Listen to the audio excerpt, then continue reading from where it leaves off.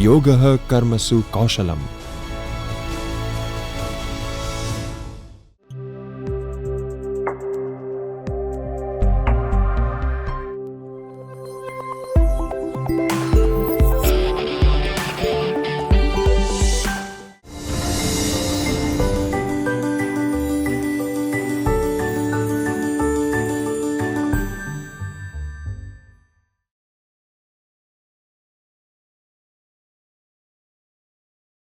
Friends, as we have in a panel discussion with the director of the UGC HRDC Gujarat University, that indeed several issues and challenges lie before the English teacher in the contemporary Indian classroom. We both concur that yes, reading and writing are two of the biggest challenges after listening and speaking. So the inculcation of English as a skill cannot be done without teaching the students to read and write effectively. And today, my module is focused on English language teaching in India, issues and challenges, and I seek to present before you a few submissions regarding how we may teach our students to read more effectively and write correctly and appropriately in the personal and professional environment. At the beginning, I must reiterate that we all learn differently and understand the world using different senses. This is what happens when we are understanding language. So when we are teaching reading, we must remember that reading may be of three kinds. It may be extensive, that is, reading a large amount of material. It may be intensive. Intensive means the actual teaching of reading skills in an instructional setting, where students are exposed to a variety of materials. Students may be given a passage, some content, some information, and be asked to answer questions, to form their own perspectives, to write essays, or even to summarize what they have just read. So this kind of reading is very common in our instructional settings. The third type of reading is oral reading, which does not attract a lot of attention from many teachers, but it is a very, very integral part of the reading of non-native learners. And this is the reading we must also focus on in the contemporary environment. The reading lesson can be divided into 4 steps. First is the introduction. Second is the actual lesson. The third is the review and related exercise, and fourth is the comprehension tasks. So when we are looking at the reading lesson, we must remember that first the teacher will explain the purpose for reading the target passage, then the actual reading, which is generally an oral exercise, then comprehension tasks or assignments, and finally review and related exercises. The first stage in reading can be called beginning or elementary reading, where we are exposing our students to a new language, a new alphabet, a new series of sounds, and understanding how one sound can have the same, rather, how should I say, not one sound maybe, one language can have the same variety in different sounds, can have the different variety in the same sounds. So students can be given simple words and phrases, and they can focus on combinations and syllables. For example, the A sound can be pronounced as an A, as an A, as an A with an E. So there is a variety in the enunciation and pronunciation in the English language, and we as English teachers, while teaching reading, must focus on accuracy of pronunciation. The second stage is intermediate reading. Here there is an emphasis on overall comprehension and reading with a purpose. We should choose a passage that is very rich with grammar, that has a variety of styles, maybe numerous rhetorical figures, and then we can take this forward and take it as an intermediate reading assignment. Students can be asked to analyze, to form impressions, to differ in meanings, to find out the difference between the various layers of meanings. And all this can only be done in an intermediate reading process when the student or the learner has already passed the beginning stage of reading. Before intermediate reading begins, these are a few humble suggestions for my fellow colleagues and associates. A. Do this following in your class before reading begins. First, give them the title, then the headings. Ask them, what do you think this passage is about? If there are pictures in the text, find out what the pictures denote. Next, read the first and last paragraphs or the first and last stanzas if it's a poem. Now think and say, what is it going to be all about? If the title is a longer title, read the title, find the words you do not understand and tell your students, circle all these words and try and find a meaning, or circle the words you think that are connected to the title. Then go through the passage or the poem or the essay or the prose fiction to see what exactly you know or do not know. Read it again. Try and guess the meaning and context. If you cannot, look up the word in the dictionary. For example, a poem by Frost, Stopping by Woods on a Snowy Evening. What does the title denote? It denotes a landscape. It denotes a time and a climate.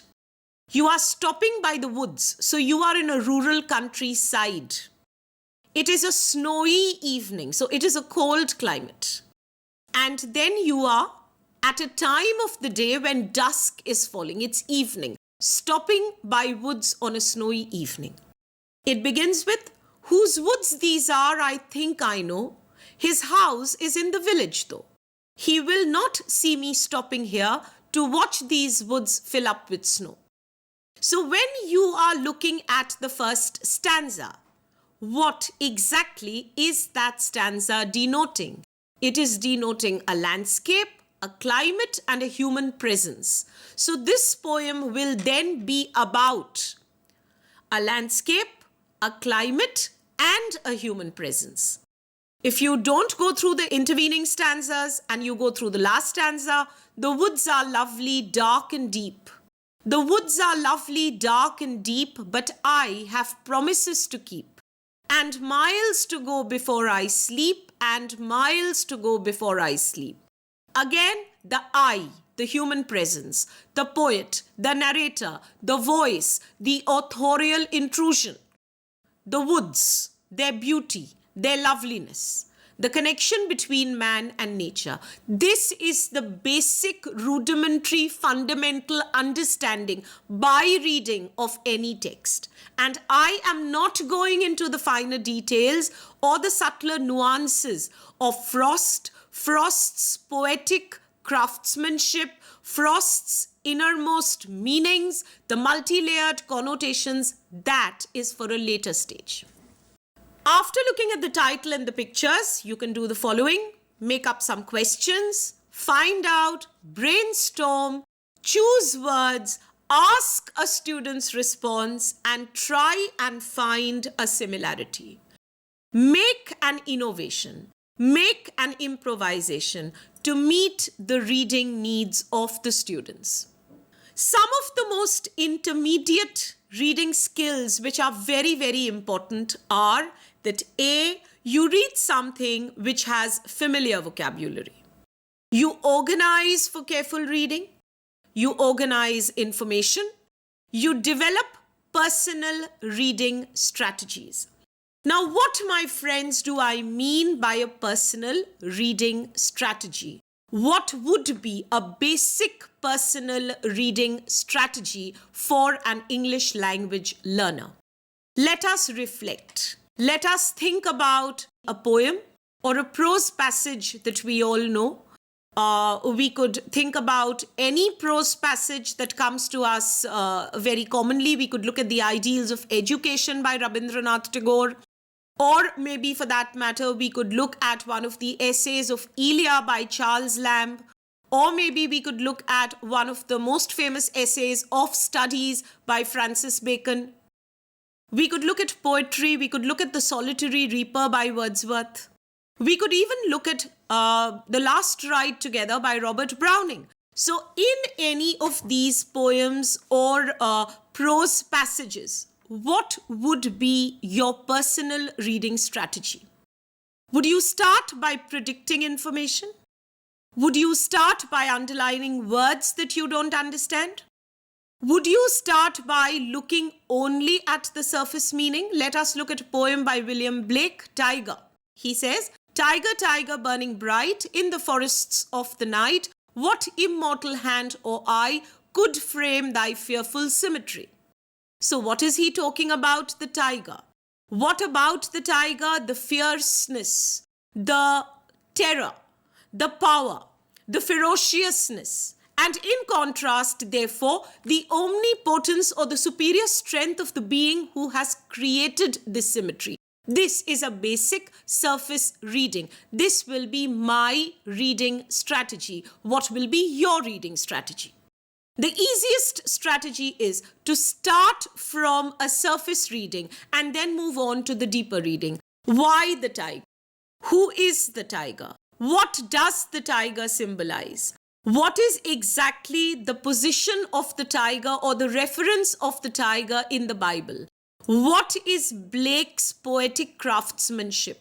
What were his inspirations? What were his sketches and illustrations? What exactly does he mean when he talks about who could frame thy fearful symmetry? What aspect of divine creation is he talking about? So from the normal to the extraordinary, from the surfatorial to the deeper meaning analogies, from the literal to the metaphorical, that should be your personal reading strategy, because to start simple and make complex is easier than to start complex and to try and simplify it. So this then should be the way an intermediate reading lesson is continued. To teach reading, it is very, very important to teach vocabulary, because without words, there cannot be the essence of any language. And therefore, words, unless understood, will detract from the totality of meaning in any passage. When we are teaching vocabulary, we have to ask ourselves so many questions. What to teach? How to teach? What is required? What is not required? Why are some words easier to learn? What are the aids available? What do we do when a few students remember and others do not? What are some ways to find out how to assess the learner's vocabulary? So these are certain issues which must be at the back of our minds as we teach vocabulary to enhance reading. Some of the strategies used to teach vocabulary can be: you can bring the object to the classroom, you can show the relevant picture, you can create a visual image, you can write certain words on the board, you can also distinguish the English form of Old English with that of modern English in the use of speech or drama or poetry, or even in references and allusions to essays. To get the students to really use the words and not just understand them, we must insist that they make simple sentences. My friends, words are not simply formally taught. Words must be encouraged to become a habit. If you remember that very famous song, "It's only words, and words are all I have to take your heart away." So this is the power of the written word. This is the power of vocabulary. Words have the power to make or break. Words have the power to make you achieve. Words have the power to make you reach near your goal and still not attain it. So therefore, vocabulary must be taught formally, yes, but also in a way that gives the student space and ease, in a way that does not intimidate the student, in a way that we can encourage our students to adopt and draft and create personal formulae, personal strategies for reading using these words, through which they may then compose their own impressions. Using vocabulary for communication is foremost when we are teaching reading, because understanding, hearing, and seeing a word are only the first steps towards knowing it. First, you understand, you hear, and you see a word, and then you use it in context. We must teach our students to use words in context. A friendly letter has a different format compared to a business letter, but not just format. It also has a different content, it also has a different layout, and it has a different vocabulary. And therefore, the response to reading a friendly letter and to reading and reflecting upon an official letter are also different. So vocabulary is very important, not just to create new language, but also to understand existing language patterns through reading. To frame a proper, appropriate, and adequate response to the written text in front of you, be it linguistic or be it literary. Now, friends, we come to writing. The 4 skills of the English language are listening, speaking, reading, and writing. Just as after listening, one of the best post-listening activities is speaking.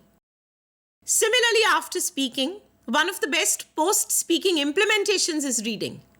And once you have attained mastery over reading, then you should be able to express a summary of the written concept of what you have read. So writing is extremely essential and very closely associated with teaching the skill of reading. And now I would like to present before you some ideas on teaching writing. What exactly do we mean by writing? When we talk about writing, what do we mean? We mean an individual effort. We mean something that is conscious and non-spontaneous, but at the same time. Writing is a developmental process. It is only with writing that our intellect has completely evolved, that our intellectual linguistic development is complete. Writing sums up the continuum of the 3 basic skills of English language learning, that is listening, speaking, and reading. With the 4 skills, listening, speaking, reading, and writing, can we then talk about critical thinking, cultural sensitivity, acquiring emotional quotient, and a whole host of professional skills.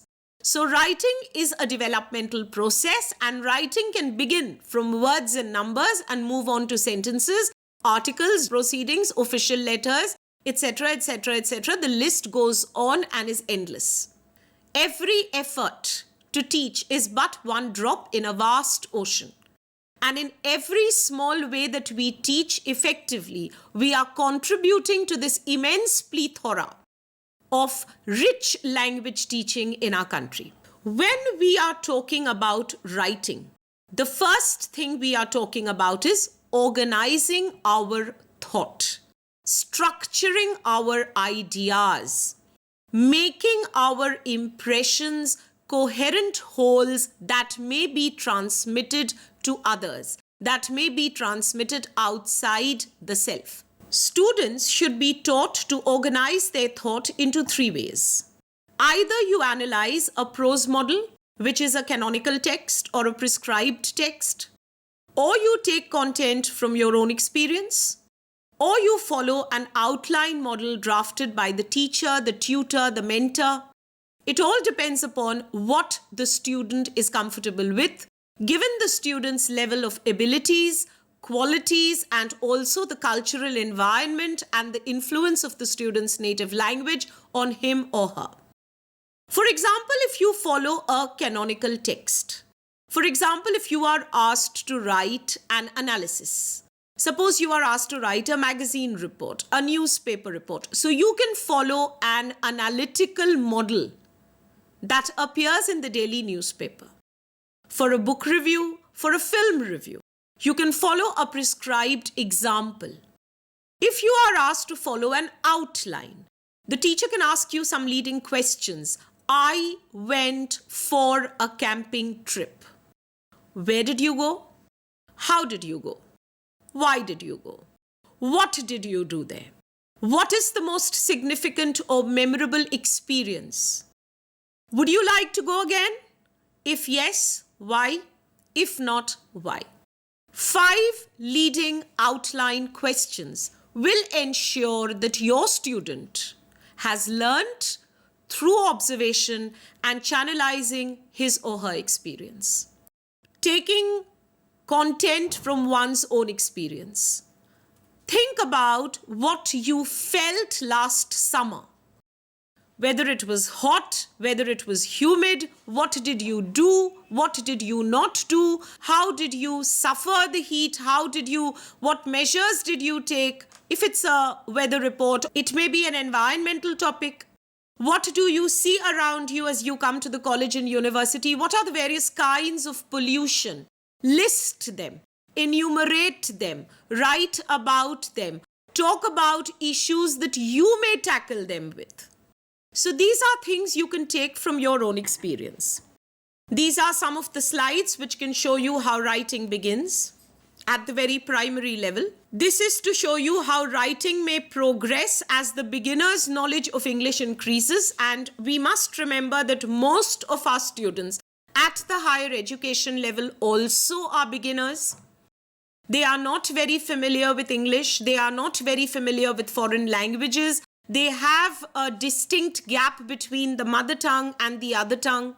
Many of them have a problem of thinking in their vernacular and writing in English, which leads to a complete overhaul of the grammar, a complete transformation of the sentence structure, generating many kinds of errors. When you generate new writing, you can only do that as the knowledge slowly increases. They learn new names, new words, new terminologies, synonyms, antonyms, familiar paradigms.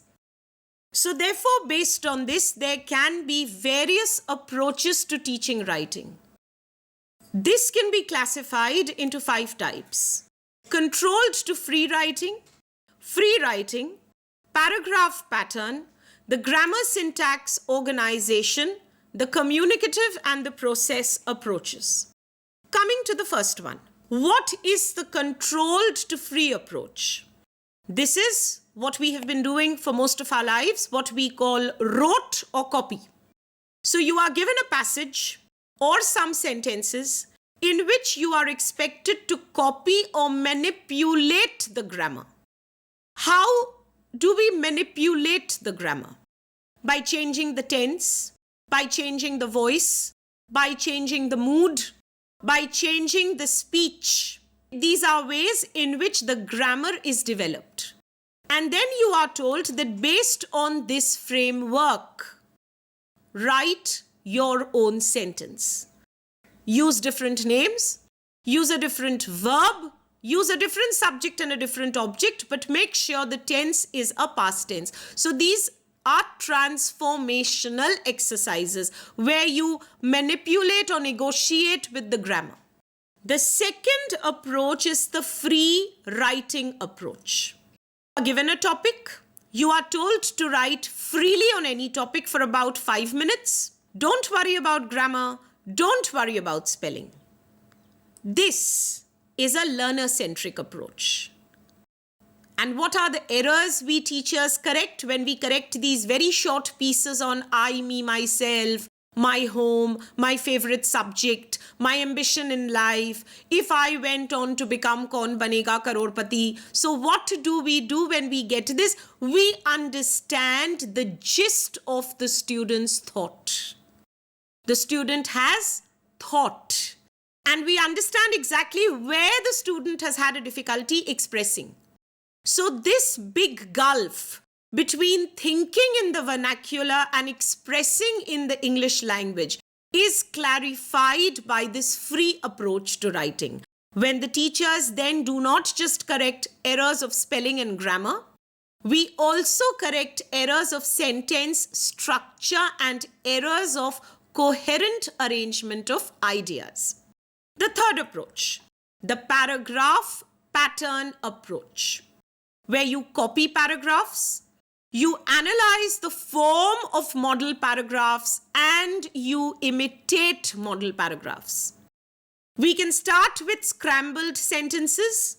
These can be reordered. After that, we can make sentences on that format or those topics, and then in the same way. For example, if an essay has been written from an analytical point of view, the student be asked to analyze the topic. The topic could be harassment of women in the workplace, whereas the original analysis may have been women empowerment in India, myth or reality. So these are just ideas, these are just thoughts, these are just suggestions that you may take up in your class. Now the next approach to writing. The next approach to writing is a very important approach because it is the communicative approach where the student is writing for an audience to read. Your audience can be anybody, depending on the level of your class. This is called peer review. One student will analyze the communicative output of another student. You can write a script, you can write a drama, you can write a short story, you can write a poem. You can even write a business letter. You can even write a friendly letter addressed to another person in the same class. You can write your own resume. You can write a letter of recommendation. There are immense varieties. The plethora of possibilities is endless. We just need to be a little inventive and a little innovative and also slightly more relevant in our classrooms today. The process approach to writing. From the content, the student here moves to an emphasis on the process. They ask, how will I write this? Sir, ma'am, how will I start this? Should I start with an introduction? Should I simply start with a quotation? Should I start with an analysis? Should I start with statistical data? So in the process approach, writing becomes a formal, stylized creation. Content has been channelized, grammar has been generated, word structure has been formed and created, patterns have been established. Now the emphasis is completely on writing. How, what, where, when must be inserted into that particular genre of writing that is being prescribed by the teacher for the student. So these are some of the ways in which writing can be taught in class, and these are some of the ways in which we can enrich our students with practical lessons and practical activities. In this online refresher course in English, I have tried to speak about English language skills and competences, English language teaching issues and challenges. And this concept of acquiring English as a skill is very important for us to understand and to implement in our classrooms. Listening and speaking are related to each other, just as reading and writing are inextricably intermingled. To become an effective reader, one needs to develop habits of writing. And to become an effective writer, one needs to develop habits of reading. So it is time that we implemented various suggestions. We moved with the times. We made our classrooms innovative, integrative, and inventive. We must make it an embracing of the learners of varied styles, varied cultural backgrounds, so that they are all integrated and they are infused with the passion of acquiring English language as a skill. It is with these thoughts that I conclude the module, and I thank you for your patient attention and your acceptance of my ideas. Thank you so much.